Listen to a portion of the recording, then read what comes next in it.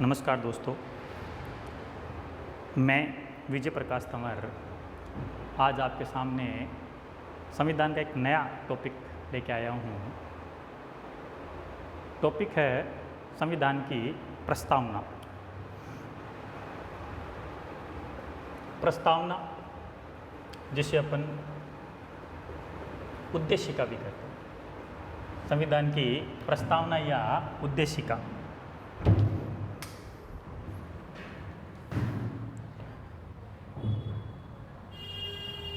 आज के इस युग में एक प्रश्न, कंपटीशन के इस युग में एक प्रश्न इस उद्देशिका से जरूर पूछा जाता है, तो आपको ध्यान में रखना है। एक प्रश्न हर परीक्षा में आज इस प्रस्तावना से आता है, प्रस्तावना से ग्रहण किया जाता है। मोस्ट इम्पोर्टेंट पार्ट है ये अपने संविधान का। तो अपने ध्यान में रखना, जो भी संविधान है, इस संविधान में सबसे पहले अगर किसी का उल्लेख है तो संविधान में सर्वप्रथम उल्लेख, संविधान में सर्वप्रथम उल्लेख उसकी प्रस्तावना का है। प्रस्तावना कह सकते हैं, उसको अपन उद्देशिका बोलते हैं। संविधान में सर्वप्रथम इसका उल्लेख प्रस्तावना का है। ठीक है, ध्यान में रखना है। उसके बाद इसका अगर अपन अर्थ की बात करें, प्रस्तावना का अर्थ, प्रस्तावना है क्या, प्रस्तावना के अर्थ की बात करें, तो प्रस्तावना के बारे में कहा जाता है कि यह संविधान का परिचय है, संविधान का परिचय या संविधान का सार है। प्रस्तावना को संविधान का परिचय या सार कहा जाता है। प्रस्तावना संविधान में आई कहाँ से थी, इसका आधार क्या था, ये अपने को ध्यान में रखना है। तो अपने को ये ध्यान में रखना है, प्रस्तावना जो है इसको संविधान में आपको ध्यान में रखना है 13 दिसंबर 1946 को संविधान सभा की तीसरी बैठक हुई थी। 13 दिसंबर 1946 को संविधान सभा की तीसरी बैठक हुई थी। उस तीसरी बैठक में पंडित जवाहरलाल नेहरू ने उद्देश्य प्रस्ताव रखा था।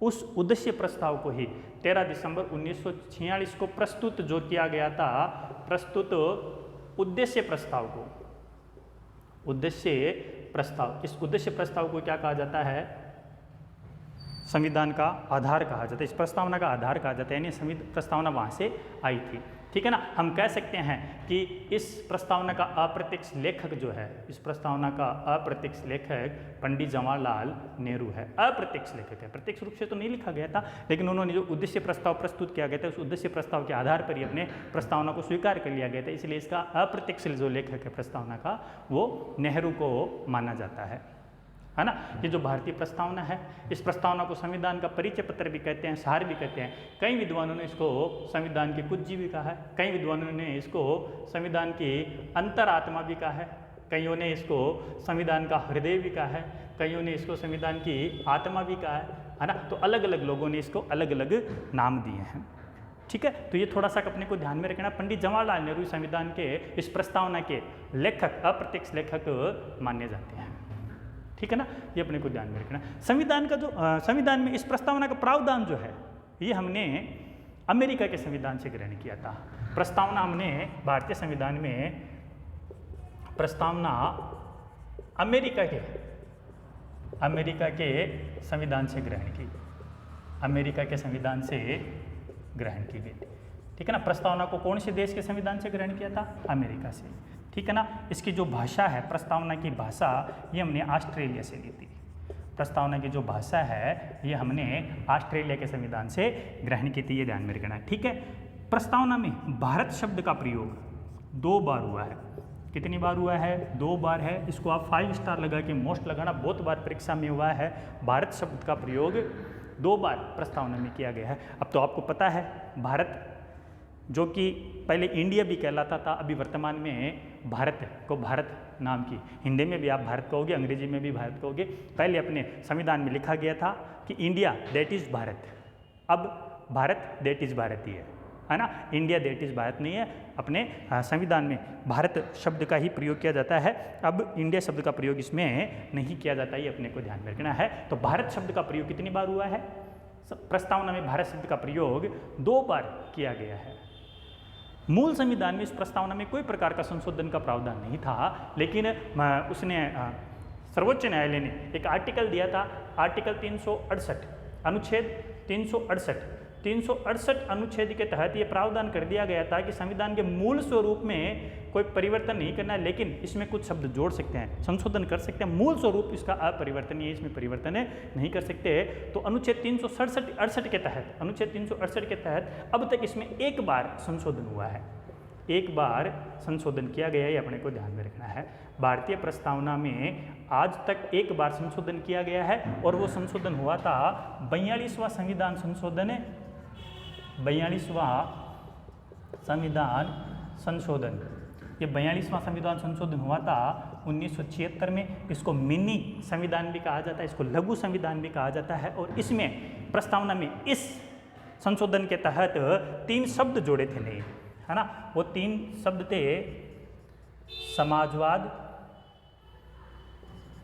समाजवाद, पंथ निरपेक्ष, समाजवाद, पंथ निरपेक्ष और अखंडता। ये 3 शब्द जो है वो हमने इस 42वें संविधान संशोधन के तहत प्रस्तावना में जोड़े थे। 42वें संविधान संशोधन के तहत 3 शब्द इसमें नए जोड़े गए थे और वो तीनों शब्द कौन कौन से हैं? समाजवाद, पंथ निरपेक्ष, अखंडता। बहुत बार ये परीक्षा में प्रश्न आया हुआ, ये अपने को ध्यान में रखना है। आज तक जो सबसे ज़्यादा बार प्रश्न प्रस्तावना से रिलेटेड पूछा गया है वो यही इसमें सबसे ज़्यादा बार आया हुआ, तो ये अपने को थोड़ा सा ध्यान में रखना है। इसमें समाजवाद, पंथ निरपेक्ष, अखंडता शब्द इसमें जोड़े गए थे। कौन से संविधान संशोधन के तहत? 42वां संविधान संशोधन हुआ था 1976 में। इसको मिनी संविधान या लघु संविधान भी कहा जाता है। ठीक है, ये अपने प्रस्तावना की बात है। उसके बाद में यहाँ पर और भी बहुत सारे ऐसे शब्द थे जो हमने दूसरे देशों के संविधान से ग्रहण किए थे। जैसे हमने रूस से प्रस्तावना में न्याय शब्द लिया था। रूस से कौन सा शब्द लिया था? न्याय, है ना। न्याय भी 3 प्रकार का था, सामाजिक, आर्थिक, सामाजिक, आर्थिक और राजनीतिक न्याय। सामाजिक, आर्थिक, राजनीतिक न्याय, ये तीनों शब्द, है ना। न्याय शब्द हमने कौन से देश से लिया था? रूस के संविधान से लिया था, ये ध्यान में रखना है। न्याय शब्द हमने रूस के संविधान से लिया था। ठीक है, अगला है फ्रांस। फ्रांस के संविधान से हमने क्या लिया? तो फ्रांस के संविधान से हमने स्वतंत्रता शब्द, स्वतंत्रता के बाद में जो एक शब्द था वो था समानता या समता, और एक शब्द था भ्रातृत्व, समता या समानता या भ्रातृत्व, ना। फ्रांस से स्वतंत्रता, समानता, भ्रातृत्व शब्द लिया था। ठीक है, ऑस्ट्रेलिया से, ऑस्ट्रेलिया से हमने संविधान की भाषा ली थी। ऑस्ट्रेलिया से हमने क्या ली थी? संविधान की भाषा। अमेरिका से हमने पूरा प्रस्तावना का स्वरूप ही अमेरिका से लिया था, लेकिन अपने को ध्यान में रखना है अमेरिका से एक शब्द भी लिया था, वो था हम भारत के लोग। हम भारत के लोग जो शब्द है ये मूल स्वरूप हमने अमेरिका से ग्रहण किया था। हम भारत के लोग, ये स्वरूप हमने अमेरिका के संविधान से ग्रहण किया था, ये ध्यान में रखना है। कई बार परीक्षा में संविधान का प्रस्तावना का क्रम पूछा जाता है कि इसमें पहले सबसे पहले क्या लिखा गया। प्रस्तावना में इसमें सबसे पहले क्या लिखा गया, ये बहुत बार परीक्षा में पूछा हुआ है, अपने को ध्यान में रखना है ना। तो पहले सबसे पहले ये क्रम याद रखना है। प्रश्न आजकल नया जो आ रहा है वो इसी में आता है, मार्केट में नया है, ध्यान में रखना है। तो सबसे पहले था संप्रभुत्व, है ना। संप्रभुत्व जो शब्द है जिसको अपन संपूर्ण प्रभुत्व संपन्न भी बोल सकते हैं। संपूर्ण प्रभुत्व संपन्न, दोनों में से कुछ भी आ जाए अपने को ध्यान में रखना है। संप्रभुता आ जाए, संपूर्ण प्रभुत्व संपन्न शब्द आ जाए, ये सबसे पहले प्रयुक्त शब्द है प्रस्तावना में। उसके बाद में समाजवादी, समाजवादी। तीसरा शब्द आया हुआ है पंथ निरपेक्ष, पंथ निरपेक्ष। फिर चौथा शब्द लोकतंत्रात्मक, लोकतंत्रात्मक। फिर अगला शब्द जो है वो है लोकतंत्र। लोकतंत्र को अपन क्या लिख सकते हैं? गणतंत्र शब्द भी लिख सकते हैं। ये इनका क्रम है। उसके बाद में यहाँ पर जो छठा शब्द लिया गया वो है न्याय शब्द, है ना। न्याय मैंने आपको बताया 3 प्रकार का होता है, सामाजिक, आर्थिक, राजनीतिक न्याय होता है।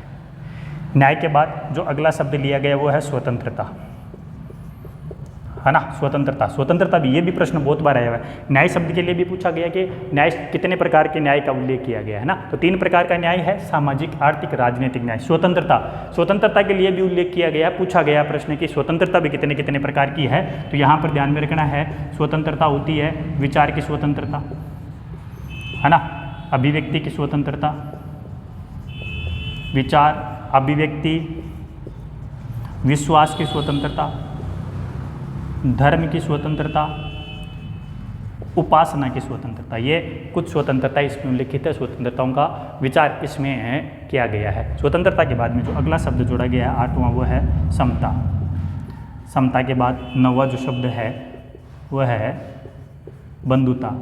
बंधुता के बाद में 10वां जो शब्द है वो है एकता, और एकता के बाद 11वां जो शब्द वो है अखंडता। सबसे अंत में क्रम के हिसाब से, प्रस्तावना के क्रम में देखें तो सबसे पहले जो शब्द है संप्रभुता, है ना, और दूसरा शब्द है अखंडता। संप्रभुता के लिए एक शब्द मैंने बताया था। संप्रभुता के लिए क्या चीज़ आ सकती है? संप्रभुता के लिए आ सकता है संपूर्ण प्रभुत्व संपन्न।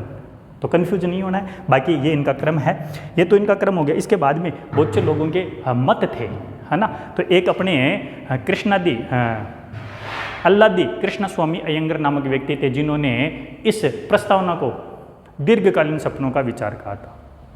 के एम मुंशी ने भारतीय प्रस्तावना को संविधान की राजनीतिक कुंडली कहा था। संविधान की राजनीतिक कुंडली कहा था। एम पालकीवाल नामक व्यक्ति थे। पालकीवाल ने कहा था इसको संविधान का परिचय पत्र कहा था। पालकीवाल ने प्रस्तावना को संविधान का परिचय पत्र कहा था। ठीक है। पंडित जवाहरलाल नेहरू ने इसको संविधान की आत्मा या हृदय कहा था। पंडित जवाहरलाल नेहरू ने प्रस्तावना को संविधान की आत्मा या हृदय कहा था। ये आपको ध्यान में रखना है, ठीक है ना। आपको ध्यान रखना है आर्टिकल 32 को भीमराव अंबेडकर ने संविधान के अनुच्छेद 32 को संविधान की आत्मा और हृदय कहा था। पंडित जवाहरलाल नेहरू ने, यह भारतीय सर्वोच्च न्यायालय ने प्रस्तावना को भारतीय संविधान की आत्मा और हृदय कहा था। लेकिन अंबेडकर ने अनुच्छेद 32, आर्टिकल 32 अनुच्छेद 32, जिसमें संवैधानिक उपचारों का अधिकार है, मौलिक अधिकार है, इस मौलिक अधिकार को क्या कहा था? इस मौलिक अधिकार को संविधान की आत्मा और हृदय अंबेडकर ने आर्टिकल 32 को बताया था, नेहरू जी ने प्रस्तावना को बताया था। दोस्तों, अगर ये वीडियो आपको अच्छा लगा हो तो आपको इसे लाइक करना है, शेयर करना है, कमेंट करके जरूर बताना है। बहुत बहुत धन्यवाद।